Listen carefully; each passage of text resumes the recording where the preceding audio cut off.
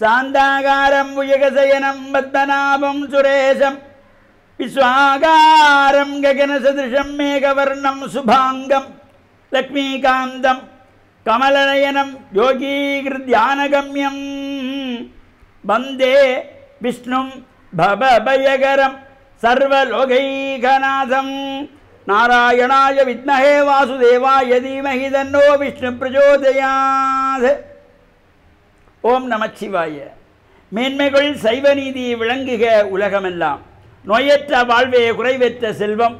அந்த நோய் நொடிகள் இல்லாத வாழ்வு இந்த உலக மக்கள் எல்லோரும் வாழ வேண்டும் என்று கலியுகத்தின் காந்தமல ஜோதியாகிய சபரிமலை சுவாமி ஐயப்பனுடைய திருவடிகளை சிறந்தாழ்த்தி டான் தமிழொலி ஓம் தொலைக்காட்சி நேயர்கள் அனைவருக்கும் சர்வதேச இந்து மத குறிப்பீடம் அகில இலங்கை சபரிமலை ஸ்ரீ சாஸ்தாபுரத்தின் சார்பில் இனிய வணக்கங்களும் நல்லாசிகளும். இன்றும் மங்களகரமான விஸ்வாவசு வருஷம் ஆவணி மாதம் 18ஆம் நாள் 3/9/2025 புதன்கிழமை.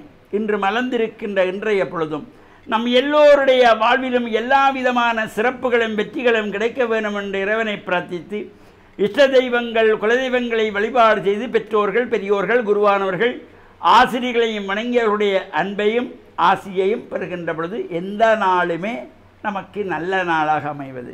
இன்று புத வாரம் என்கின்ற புதன்கிழமை. இந்த வாரங்களுக்குள்ளே ஒரு அபரிமிதமான சக்தியை தரக்கூடியது இந்த புதன்கிழமை. இன்றைய தினம் காத்தல் கடவுளாகிய மகாவிஷ்ணுவை வேண்டி வழிபாடு செய்கின்ற மாதங்கள் தோறும் அனுஷ்டிக்கின்ற திதி வாரியான விரதமாகிய ஏகாதசி விரதம்.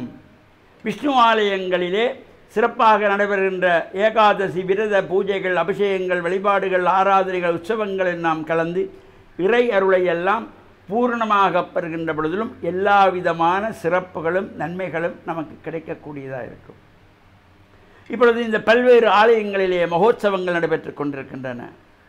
இலங்கை திருநாட்டின் புகழ்பூத்த உலக மக்களாலே எல்லாம் போற்றப்படுகின்ற தொண்டமானாறு செல்வச்சன்னதி முருகன் ஆலயத்தினுடைய இந்த வருடாந்த உற்சவம் நடைபெற்று கொண்டிருக்கின்றது. அங்கே மூலமூர்த்தியாக வேல் வடிவத்திலே இறைவன் அமர்ந்திருப்பான், வேல் பெருமான். இந்த வேலினுடைய சிறப்பே ஒரு அரிய தத்துவத்தை மனித வாழ்வுக்கு வேண்டியவற்றை கொடுக்கக்கூடியது இந்த வேலினுடைய தத்துவம். வேலினுடைய அடிப்பக்கம் தண்டானது நீளமாக இருக்கும், வேலினுடைய நடுப்பக்கம் அகன்றிருக்கும், வேலினுடைய மேல்பக்கம் கூர்மையானதாக இருக்கும்.